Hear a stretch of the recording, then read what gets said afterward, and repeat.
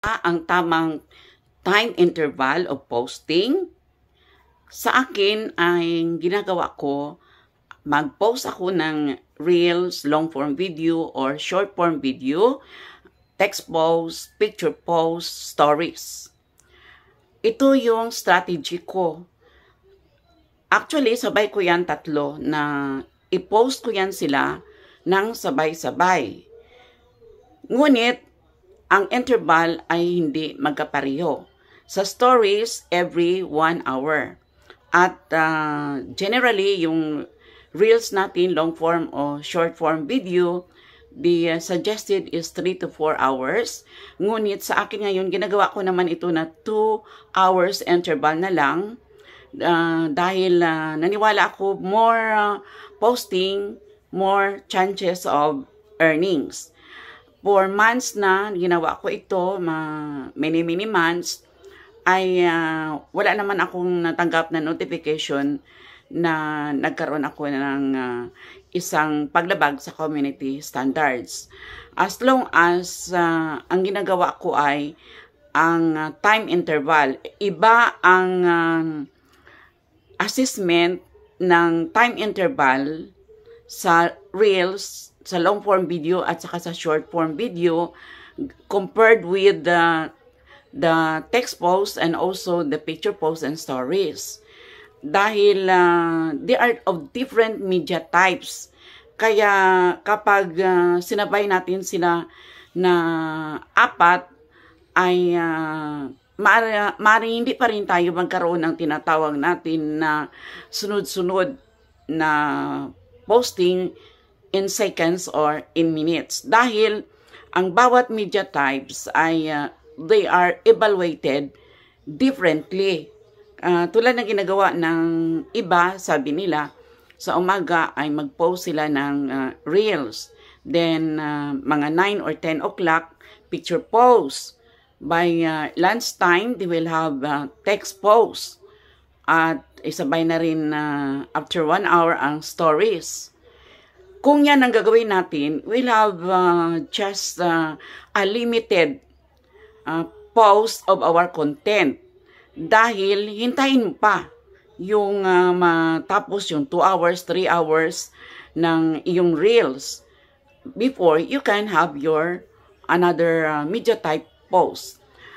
Different naman ang assessment o evaluation ng bawat media types.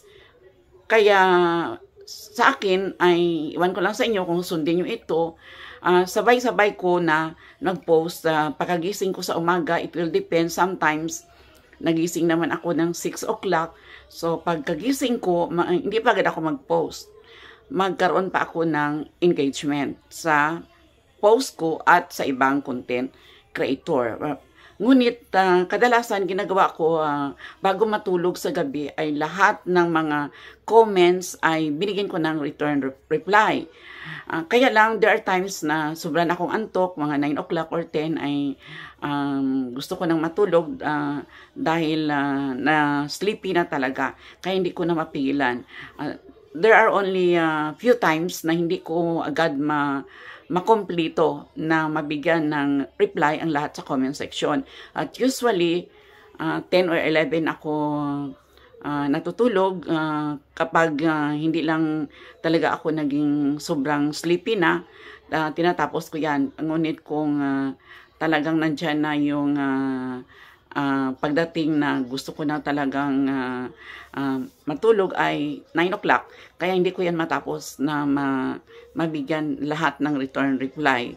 Although sa ngayon ay hindi pa man masyadong marami kay ang aking mga commenters, kaya pwede ko pang lahat ay bigyan ng engagement. Ngunit sakaling ito ay it will be thousands already, ay hindi na pwede na lahat ay bigyan ng return reply dahil anumang sobra, yun ay hindi maging mabuti sa ating account. Kaya yun lang ang ayon lang sa karanasan ko na binagi ko sa inyo na I am posting on a different media types na halos sabay-sabay in a minute lang. Lalo na kung sa gabi pa lang naihanda ko na yung text post ko, picture post ko, so ganun din ang either the short form or the long form video. Kaya automatic na yan na pagkagising ko o after my prayers and mga personal hygiene ay agad yun ang ginagawa ko. Then I have to wait again for 2 hours for another posting. 9 o'clock, then 12, and also posting 2 or 3 o'clock in the afternoon, at finally 7 in the evening. Ang iba ay nag-post pa 9 or 10. Sa akin ay hindi ko usually yan ginagawa dahil karamihan ata ay tulog na that time. Kaya hanggang 7 or 8 na lang para mayroong makapanood. Dahil kung wala namang manonood, tulog na, so wala pa rin kalaga ng ating posting. So ito yung naibagi ko na karanasan sa inyo na sa aking pag-post ay sabay-sabay ko yan yung 4 na media types. Either mag-post ako ng short form video o long form video, then mag-post uli ako ng isang text post, isa naman na picture post at stories with an interval of 2 hours. Except stories, pwede siya 1 hour interval, at dapat ang stories natin ay 5 to 7 stories posting bawat araw. At ang picture post, ganun din ang text post, we are allowed naman to have 5 posting bawat araw.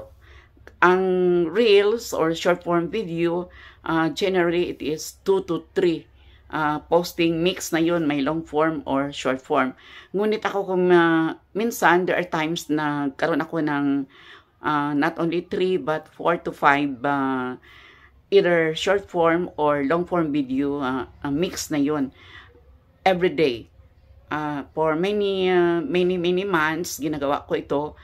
Wala naman akong natanggap na I am being notified na nagkaroon ako ng spammy content. So ito lang ang aking maibahagi. Sana mayroon kayong nakuha na nakatulong ako maging makabuluhan para sa inyo ang aking karanasan. Please like, share, comment. At kung nagustuhan ninyo, nakuha kayong aral or naging ito ay mayroong kalagan sa pagiging content creators mo, pakisend na rin ng stars. I am your teacher vlogger, Teacher Bing, Erlinda Bing Basilio Rindon. Live and alive, alert, awake, enthusiastic, somewhere here in the Life is Here, Davao City. Mabuhay, magandang buhay, mabuting tao. Mabuhay, mabuting tao, magandang buhay. Long live good person, good life. Long live good life, good person, you. Thank you for watching. Teacher Bing, Erlinda Bing, Basilio Rindon, signing off. Until my next vlog. See you. Mabuhay!